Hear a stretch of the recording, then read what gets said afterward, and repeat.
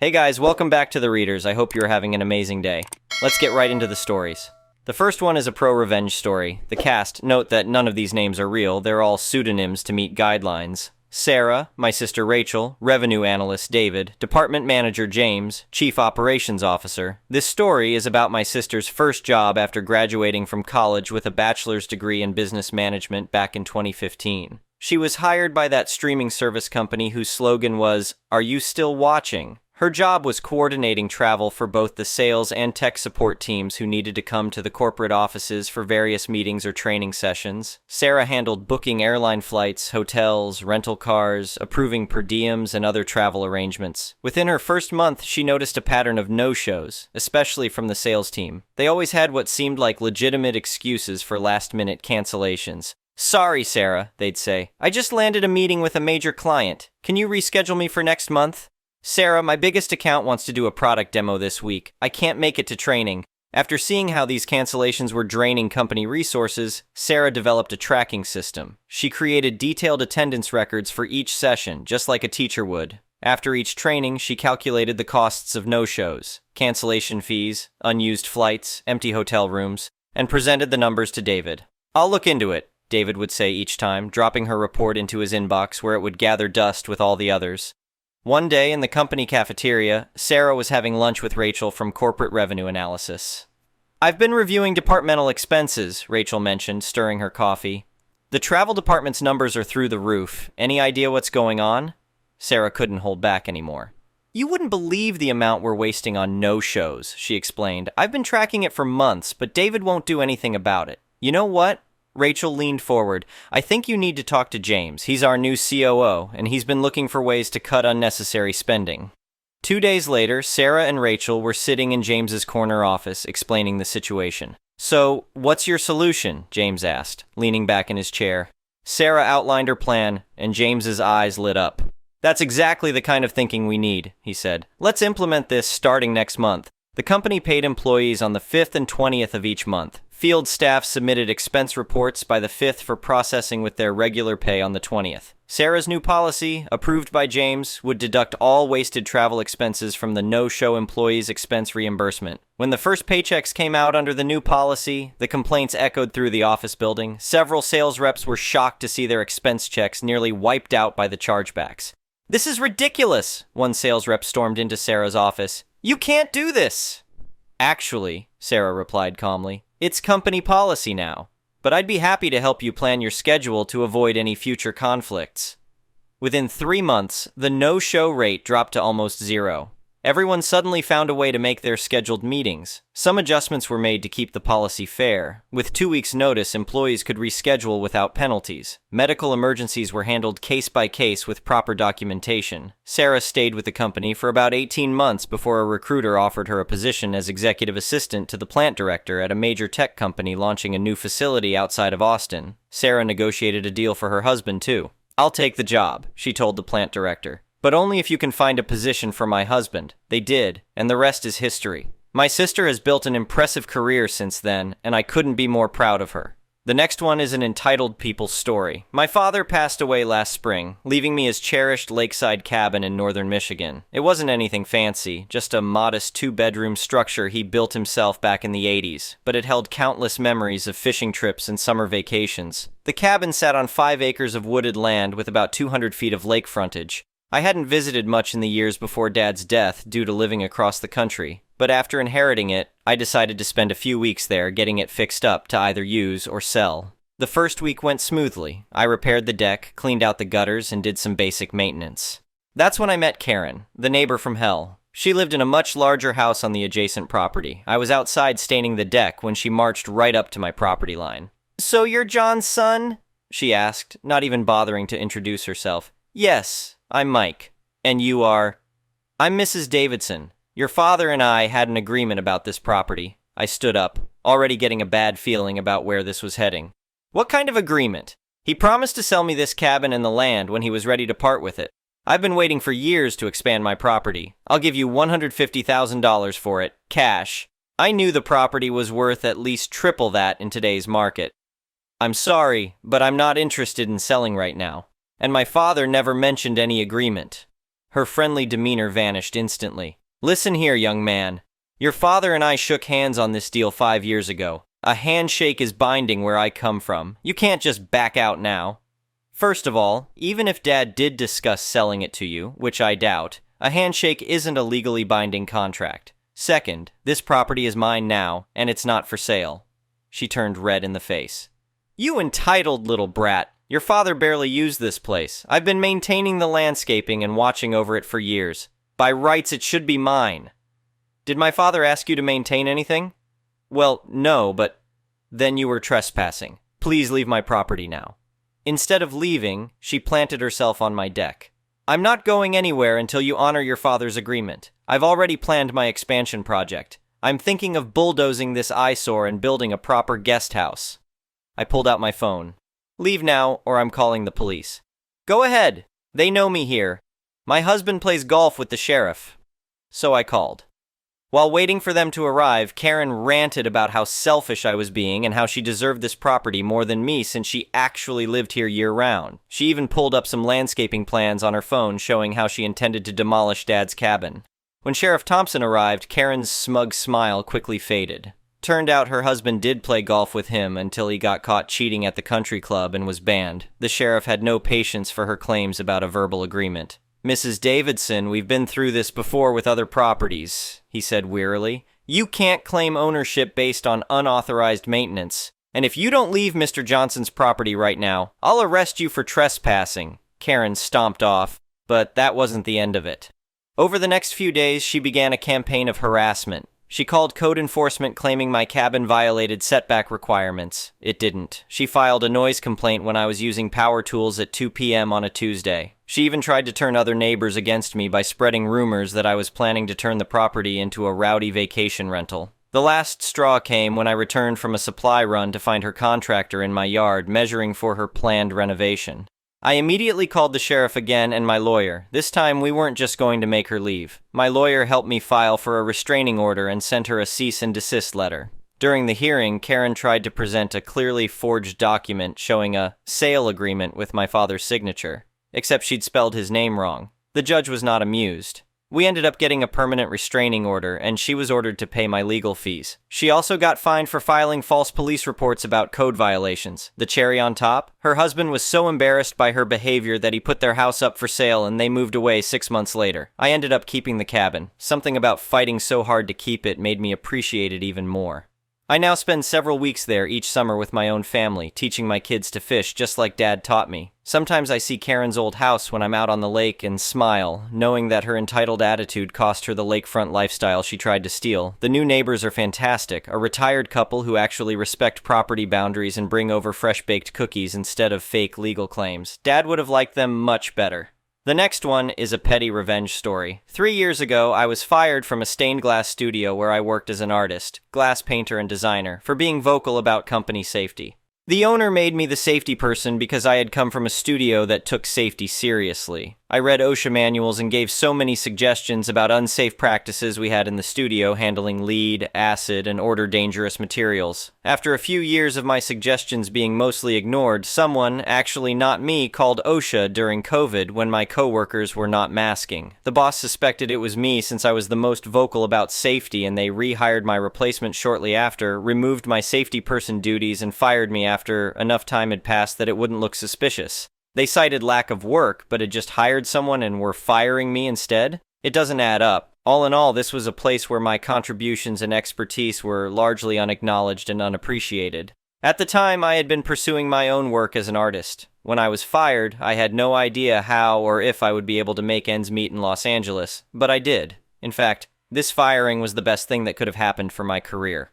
Last night, I saw this boss owner at an event. The studio is doing so poorly that he had to cut everyone's hours to 2 days a week. Many people are looking for new jobs. He said, "I heard you had a show." And yes, I actually have a solo show up with a major gallery, have more than $30,000 in savings, and so much work on the horizon I'm booked through 2026. I said yes, things are going really well, and flashed him a huge smile. Success is truly the best revenge. The next one is a malicious compliance story. At my previous job, I worked as a peer trainer. Essentially, I was required to do my assigned job to its full capacity while also teaching everything to the newbies straight off the street. Not only did I agree to do this, I had volunteered for it, so this isn't a story about overwork. I worked in a large room where there were 5 stations of machines all lined up in a row from one wall to the other. All stations do the exact same thing, just with their own bugs and hiccups. One wall wasn't even a wall, but a giant window that looked into the break room. I have major anxiety about being snuck up on or watched without my knowing, enough to cause sudden anxiety attacks that can last for hours or until I can remove myself from the room and building and sleep it off. I hate it. It's super inconvenient.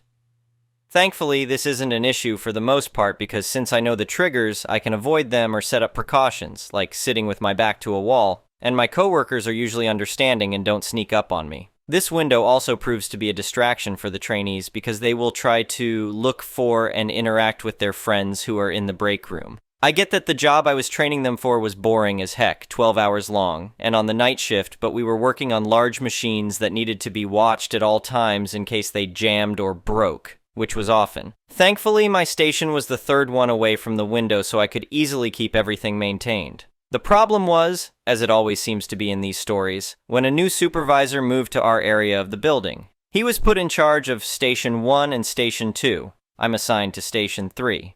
And technically speaking, Station 1 was supposed to be the training station. I had previously made a verbal agreement with his predecessor and the training team that I could stay on #3 because of the previous points. Without asking or even giving me a heads up, I came back to work from a vacation day to find that I had already been reassigned to Section 1, despite the protests of my co-workers in my absence.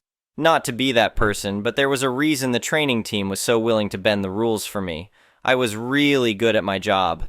I was the go-to person to ask when something broke, and even maintenance couldn't fix it. I've been told by my own leads that they refused to let me transfer off their team without my insistence. So a sudden and unprompted transfer like this was commonly considered extremely rude and was usually used as a punishment. I figured that, as I had never met this new super before, I would just go talk to him and strike up the same deal as I had with all his predecessors for 4 years. I even had the lead for Station 1 come with me to confirm my case and act as witness. She knew me well as an operator because I'd come over to help her fix her machines all the time. I quickly realized that he was not going to budge on the transfer, so I told him calmly that I was ready to quit being a trainer that day and to have the extra pay cut off immediately. It's not like I was going to lose my job and the trainer pay was less than $1 more an hour. I was doing this because I wanted to, not because I needed it. He was shocked. We eventually agreed that I'd finish training my current trainee in my area while he looked for someone else and until my request to quit training made its way to payroll. Cool. Apparently not cool. He came back 3 days later saying, with no proof or paper, claiming that HR said I had no choice. This bothered me for a few reasons. First, he did not call me into a meeting for this. He, despite my many warnings to him about my anxiety triggers, snuck up behind me with a group of supervisors to deliver the order. Second, none of the supervisors with him were actually ones in charge of me in any capacity. My lead, direct supervisor, or any of the training team that I was under were not there. I want to make this clear. This man was not my boss in any way. He was assigned to the training section, yes, but had no authority over the trainers as trainers. So if a trainer was operating on a different section, he had no authority. The third thing that bothered me was that instead of looking for a new person like he promised, he took the time to find a way to force me to do what he wanted. As soon as he and his group appeared out of nowhere to quite literally surround me and block me in, I could already feel that stupid fight or flight kick in. I could barely keep my brain together enough to actually register what they were telling me. I could only agree in hopes that it would get them to leave sooner, hoping that I might be able to calm myself down and get in control again. I really hate causing a scene. When they left, I went to break, before I moved to Section 1. Finally, this is where the malicious compliance comes in. Despite my best efforts, I could not calm myself over break. So when I went back and moved to sit beside the giant window, the added anxiety of that hit me pretty hard, just like I had warned. So I decided that since this came with a full and repeated warning from my end, I wasn't going to do anything to mask the anxiety attack this time. I don't have them often and usually do my best to minimize the burden they cause to the people around me. This results in a few silent tears and lots of fidgeting and a bit of pacing. This time, however, I just let it happen. We're talking rapid, frantic pacing, red-faced and tears streaming down my cheeks, strained breathing and digging my nails into my arms and hands. My poor trainee had no idea what was going on, and I was unable to teach her anything because I will go nonverbal when my anxiety acts up, which means I'm completely useless as a trainer.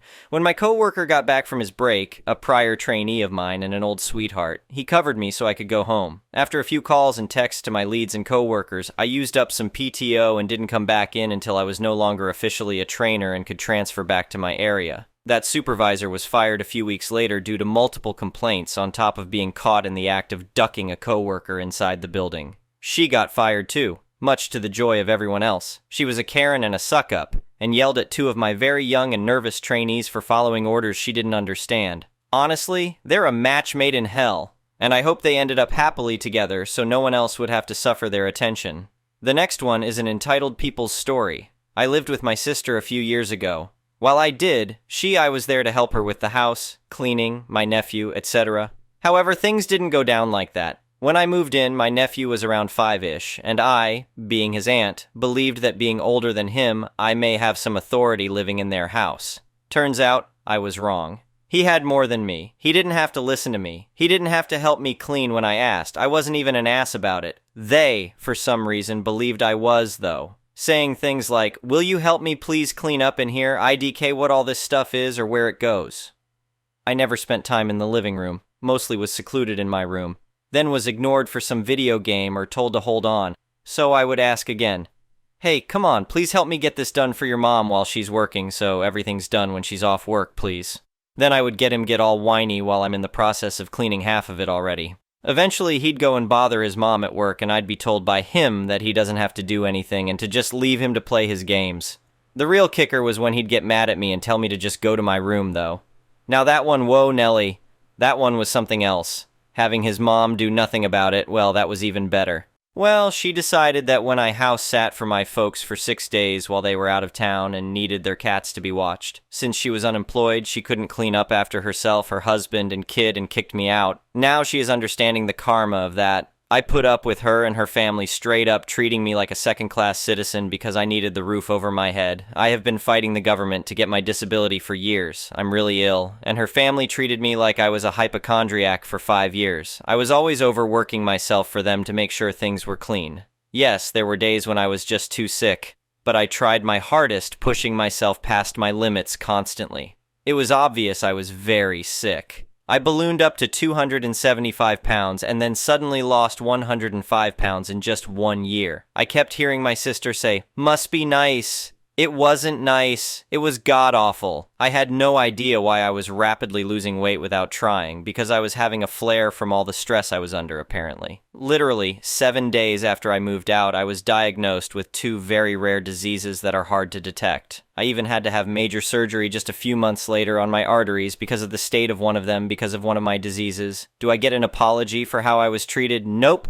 Do I still hear her saying the phrase, "Well, she is a hypochondriac too"? Every time I look at her echoing in my head, most definitely. Now she is dealing with my nephew who won't listen to her, won't do his schoolwork, argues back with her constantly, treats her like they let him treat me. While I was living there, when he started treating his mom like crap, I came to her defense. I told him it was not okay to disrespect his mother that way, that he shouldn't be disrespectful to her at all, to knock it off. 9/10 I was able to de-escalate, not every time, mainly because I wasn't allowed. I was treated as though I was not a person in his life who had any authority over him. His other aunts and uncle did, though. Why? I think in their minds it all boils down to the fact that I don't have children. I wouldn't understand how to raise one. Now I see it very simply. You don't need to have a child to have common sense, patience, intelligence, the ability to actually listen, and the ability to treat a child like it's a human being with intelligence of its own. If you actually listen patiently to what is being said by the child, you can have the common sense and intelligence to know whether or not they are playing you. You talk to them like they are people, not an idiot just because of their age, which most times tends to make things worse. You talk to them calmly and make them calmer by explaining that yelling at me isn't going to help me help you, and there you have it. If they trusted me enough to patch up their kids' wounds or get out their splinters, why wasn't I trusted enough to help them with their homework or teach them when they needed homeschooling? I am smart. I'm pretty sure I could have helped a bunch of 3rd or 4th graders, I'm just saying. They let me babysit, but I had no authority. Her kid would take his phone and sneak off, call his folks, and tattle on me if I ever wanted him to clean up after himself with his cousins. He blamed all messes made on his cousins, too. Now I'm not there to help her. No one else helps her. She is left alone to deal with the mess she made, and part of me feels bad. Part of me does want to go over and help her. Then I remember that I have no authority, so what exactly would be the point? I would get there just to stand there? LOL. I think the best part of it all is that they are mad at me because I wasn't able to get back to finish cleaning up after I moved my things out. I don't drive. I had to move 35 minutes away from where I was living. I had no way there. Also, the situation I was put into was really no better than what I was already in. It's just a different setup with less yelling. The fact that they are mad at me at all, and are still treating me with disdain and have yet to attempt any kind of apology for just being so awful to me is just too funny. I will forever have permanent mental scars from my time living there. I moved out at the end of 2022, and the thought of all of it still brings me to tears. Thank you for watching. I would really appreciate it if you could like the video and subscribe to our channel if you haven't already. We'll see you again tomorrow.